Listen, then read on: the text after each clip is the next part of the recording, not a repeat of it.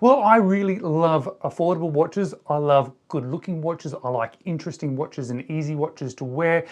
And this watch that I'm going to share with you today, the first impressions of this watch that I'm going to share with you today, fits all of those particular categories.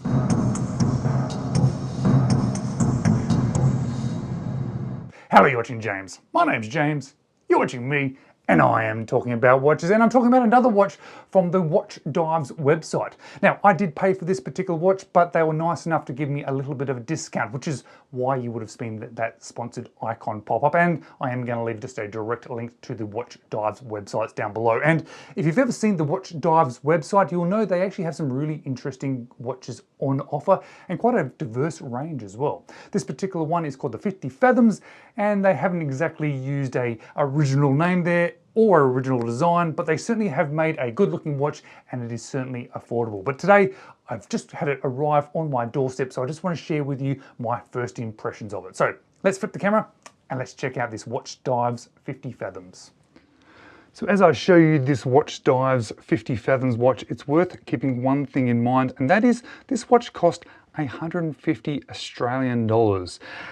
And when you start to think about this watch and the things that I'm going to show you at that sort of price range, it really does start to become rather amazing that you get such a nice and well-made watch for that price. And when I pulled this watch out of its case for the first time, beyond that price sort of balance between looks, feel, and that price range, there were four things that stood out to me. And that didn't include the basic Pelican case and the sort of warranty cards and the bits and pieces from WatchDives themselves. Now, when you have a look on the website for this particular watch, you'll see a couple of things stand out. Firstly, you can get a mineral crystal version or a sapphire crystal version. They are all powered by the Seiko NH35. They have this sandblasted stainless steel case and listed at 300 meters of water resistance. But it was the first thing that stood out to me was this sandblasted case. It has a almost titanium look to it, a very soft feel to it. And I think it just suits this style of watch, especially on this NATO. Gives you sort of like a diving, everyday sort of wearing watch, which I think really suits this style. Second thing that stood out to me is the dimensions of this watch, because it's a 40mm case, which for me is a real sweet spot, and I think it's a sweet spot for a lot of other people too. The third thing that stood out to me is those hands. Firstly, they are super legible, very easy to read. And it's very easy to read because they are bright white.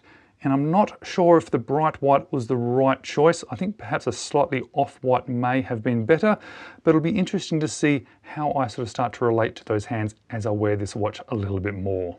But it's definitely when you look on the side of this watch and look at that boxed crystal that it also then sort of features as something that stands out. There's a little bit of distortion at the edges, but it really sits up like a little bubble, which I think for this style watch, obviously they're calling it the 50 Fathoms, which is not a particularly unique name and they're not a particularly unique design, but because they're going to do a homage of this style of watch, well, it's nice to have those sort of vintage elements in there. The NATO that comes on is quite nice, it's perfectly fine. I'm not really a big NATO strap fan, but I can say from a NATO perspective, it's nice. I like the color of it. I think it suits this particular style of watch, and the hardware is pretty good as well. So it'll be interesting to see whether I actually end up wearing it on this NATO long term, or if I stick it over onto maybe a leather strap, which is probably my visual sort of preference.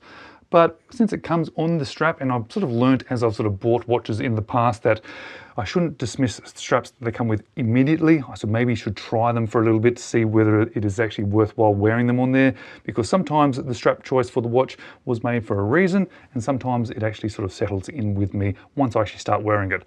But once I have started wearing it, if it doesn't actually really fit in with me, I then swap it out. But I'd like to give it a little bit of time, because I've said this in the past before where I go, oh, that's not my favorite strap.